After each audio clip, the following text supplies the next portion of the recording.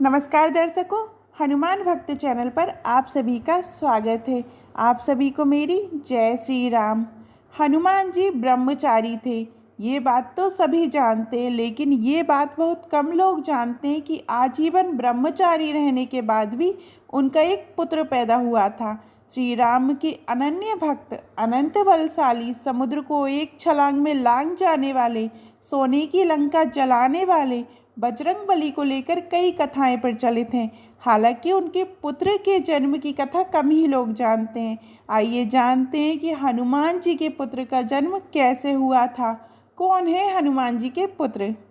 जब रावण भगवान राम से युद्ध में हारने लगा तो उसने पाताल लोक के स्वामी अहिरावण को श्री राम और लक्ष्मण का अपहरण करने के लिए मजबूर किया।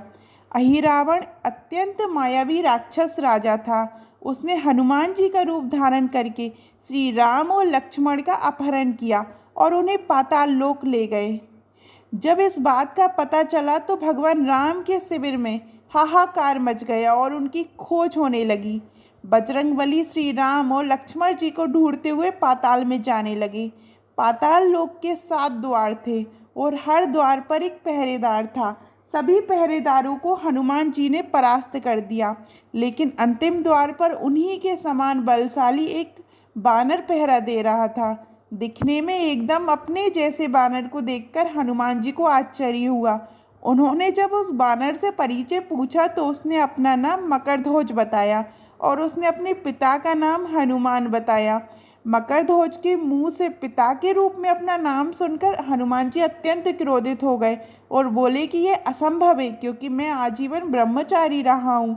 फिर मकरध्वज ने बताया कि जब हनुमान जी लंका जलाकर समुद्र में आग बुझाने को कूदे थे तब उनके शरीर का तापमान बहुत ज़्यादा था।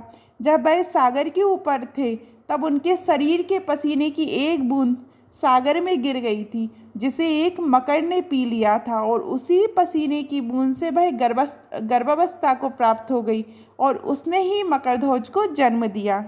वह मकर पूर्व जन्म में कोई अप्सरा थी, लेकिन श्राप के कारण मकर बन गई थी। बाद में उसी मकर को अहिरावण के मछुआरों ने पकड़ लिया और मार दिया। बाद में वह अप्सरा भी श्राप से मुक्त हो गई। ये सुनकर हनुमान जी ने मकरध्वज को अपने गले से लगा लिया। हालांकि अपने पिता के रूप में हनुमान जी को पहचानने के बाद भी मकरध्वज ने हनुमान जी को अंदर नहीं जाने दिया। इससे हनुमान जी प्रसन्न भी हुए और बाद में दोनों के बीच जमकर युद्ध हुआ और अंत में हनुमान जी ने अपनी पूंछ से उसे बांधकर दरवाजे से हटा दिया और फिर श्री राम लक्ष्मण जी को मुक्त कराया। बाद में भगवान श्री राम ने मकरध्वज को ही पाताल का नया राजा घोषित किया। आपको हनुमान जी की ये कथा कैसी लगी? कमेंट में ज़रूर बताइएगा और अगर आप हनुमान भक्त हैं तो हमारे चैनल हनुमान भक्त को सब्सक्राइब जरूर कीजिएगा और कमेंट में जय श्री राम लिखना मत भूलिएगा। बोलिए जय श्री राम।